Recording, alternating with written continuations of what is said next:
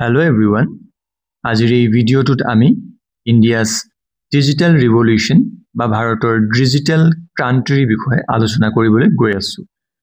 So friends, আপোনালোকে সকলোৱে জানে যে এটা সময় এনেকুৱা আছিল য'ত ভাৰত কেৱল অন্যান্য দেশসমূহৰ যি ডিজিটেল টেকনলজি বা ডিজিটেল যিবিলাক গুডছ আছিল, এই ডিজিটেল গুডছসমূহৰ কেৱল কনজিউমাৰ আছিল।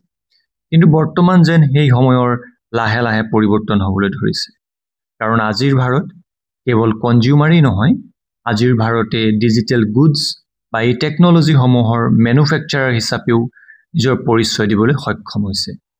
আজিৰ ভাৰতে আত্মনিৰ্ভৰশীলতা বা মেড ইন ইণ্ডিয়াৰ ধাৰণাক মূল মন্ত্ৰ হিচাপে লৈ এই ডিজিটেল ক্ষেত্ৰখনত পৰিৱৰ্তন আনিবলৈ সক্ষম হৈছে। গতিকে চাওঁচোন আহক কি ক্ষেত্ৰতনো ভাৰতে এই পৰিৱৰ্তনসমূহ আৰম্ভ কৰিছে। সো প্ৰথমতে আমি ক'ব লাগিব জোহো কৰ্পোৰেশ্যনৰ কথা। জোহো কৰ্পোৰেশ্যন যিটো প্ৰতিষ্ঠা কৰা হৈছিল 1996 ইয়াৰ প্ৰতিষ্ঠাতা আছিল শ্ৰীধৰ বেম্বু আৰু টনি থমাছ, আৰু চেন্নাইত হৈছে ইয়াৰ মুখ্য কাৰ্যালয়। কিন্তু এই প্ৰতিষ্ঠানটোৰ প্ৰতিষ্ঠাৰ প্ৰায় 29 বছৰৰ পিছত সমগ্ৰ দেশজুৰি জনগণৰ মৰম লাভ কৰিবলৈ সক্ষম হৈছে। এই প্ৰতিষ্ঠানটোৱে অফিচ সম্বন্ধীয়, ব্যৱসায় সম্বন্ধীয় বিভিন্ন এপ্লিকেশ্যনৰ নিৰ্মাণ কৰে। প্ৰায় 50তকৈ অধিক জোহো কৰ্পোৰেশ্যনৰ এপ্লিকেশ্যনছ গুগল প্লে ষ্টৰত উপলব্ধ আছে। কিছুমান ইম্পৰ্টেণ্ট এপছ যেনে জোহো মেইল, জোহো ৱৰ্কডে, জোহো চিটছ আদি। গতিকে আমি ক'ব পাৰোঁ আজিৰ ভাৰতে কেৱল ডিজিটেল অস্তিত্বৰ বাবে আমেৰিকাৰ যি চিলিকন ভেলী, এই চিলিকন ভেলীৰ ওপৰতে নিৰ্ভৰ কৰি থাকিবলগীয়া হোৱা নাই। ভাৰতে আজি নিজৰ যি ভোকেল ফৰ লোকেলৰ যি মটো, এই মটোৰ জৰিয়তে আমাৰ নিজৰ চিলিকন ভেলীক আৰু অধিক শক্তিশালী কৰিবলৈ বা ভাৰতৰ আত্মনিৰ্ভৰশীলতাৰ যি যাত্ৰা, এই যাত্ৰাক আৰু বল প্ৰদান কৰা হৈছে ভাৰতৰ এই ডিজিটেল ৰিভলিউচনৰ যোগেদি। শ্ৰীধৰ বেম্বুৱে এই ক্ষেত্ৰত প্ৰমাণ কৰি দিছে যে দেশপ্ৰেম ভাষণৰ দ্বাৰা নহয়, কাৰ্যৰ দ্বাৰাহে প্ৰকৃত দেশপ্ৰেম হয়। আৰু ৰাজনৈতিক নেতা আৰু অন্যান্য ভাৰতৰ যিসকল ব্যক্তি, গণ্যমান্য ব্যক্তিসকলেও এই দিশত কিন্তু পিছ পৰি ৰোৱা নাই। ৰিচেণ্টলি ভাৰতৰ গৃহমন্ত্ৰী অমৃত শ্বাহকে ধৰি অন্যান্য মন্ত্ৰীসকলে এক্সৰ যোগেদি জোহো মেইললৈ শ্বিফ্ট হোৱাৰ কথা ঘোষণা কৰিছিল। আৰু ভাৰতৰ ইলেক্ট্ৰনিক আৰু IT মন্ত্ৰী শ্ৰী অশ্বিনী বৈষ্ণৱেও ৰিচেণ্টলি সমূহীয়াভাৱে জোহোলৈ মুভ কৰাৰ কথাৰ ঘোষণা কৰে।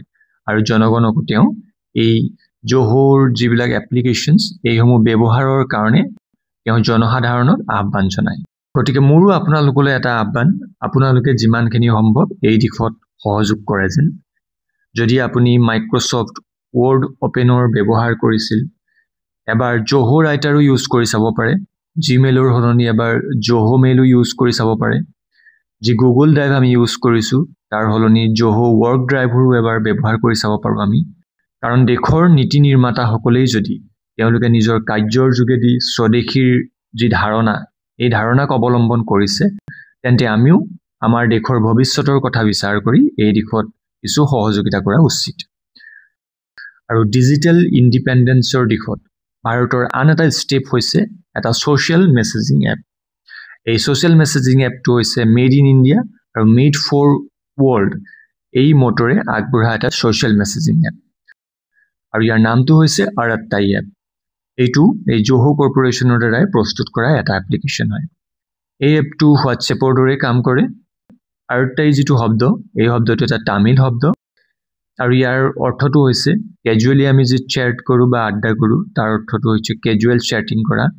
এটা সম্পূৰ্ণ স্বদেশী মেছেজিং এপ হয়। আমাৰ ডেটা নিজৰ দেশতে ষ্ট'ৰ কৰি ৰখা হয়। আৰু বৰ্তমান প্লে ষ্ট'ৰ আৰু এপ ষ্ট'ৰ এই দুয়োটাতেই নম্বৰ 1 ডাউনলোডেড হৈ আছে এই এপটো। এতিয়ালৈকে ইয়াৰ প্লে ষ্ট'ৰত প্ৰায় 10 মিলিয়ন ডাউনলোডছ পাৰ হৈ গৈছে। চ' নেক্সট, ভাৰতৰ ডিজিটেল ইণ্ডিপেণ্ডেন্সৰ দিশত ভাৰতক প্ৰয়োজন আছিল এটা ইণ্ডিয়ান প্লে ষ্ট'ৰ, আৰু সেই অভাৱটো পূৰণ কৰিছে ইণ্ডিয়াৰ দ্বাৰা ডেভেলপ কৰা এটা এপ ষ্ট'ৰ, আৰু নামটো হৈছে Indus app store. Indus app store এবাৰ আমি চিন্তা কৰাৰ নিশ্চয় প্ৰয়োজন আছে, কাৰণ ভাৰতত এণ্ড্ৰইড ব্যৱহাৰকাৰীৰ সংখ্যা প্ৰায় 95% আছে, আৰু সকলোৰে ফোনত কেৱল এটাই এপ ষ্ট'ৰ, আৰু সেইটোৱে হৈছে গুগল প্লে ষ্ট'ৰ।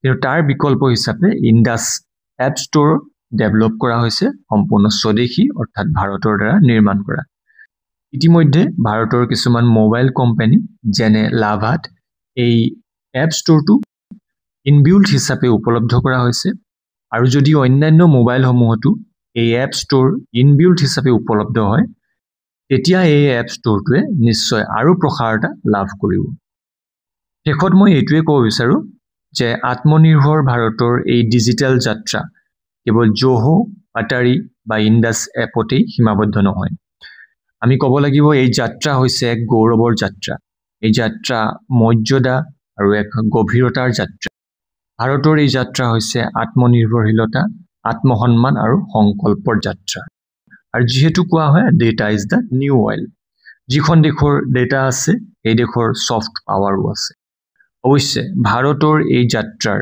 লং টাৰ্ম সফলতাৰ বাবে বহুখিনি কৰিবলগীয়া আছে যদি সকলো দিশৰ পৰা যিখিনি শৰ্ট কামিংছ পোৱা যায় এই শৰ্ট কামিংছসমূহ যদি আমি ভালকৈ চালি জাৰি চাওঁ তেতিয়া নিশ্চয় এই যাত্ৰাৰ ধাৰাবাহিকতা ৰক্ষা কৰিব পৰা যাব আমি মনত ৰখা উচিত যে আমি বেন কৰাৰ মনোভাৱতকৈ মেড ইন ইণ্ডিয়া আৰু মেড ফৰ ৱৰ্ল্ড মটৰেহে আগবঢ়াটো উচিত আৰু PM মোদীৰ ভাষাত ক'বলৈ গ'লে স্বদেশী should be our life mantra Swadeshi is where money is invested by anyone but work is done by Indians so আজিৰ ভিডিওটো ইমানেই আছিল thank you for watching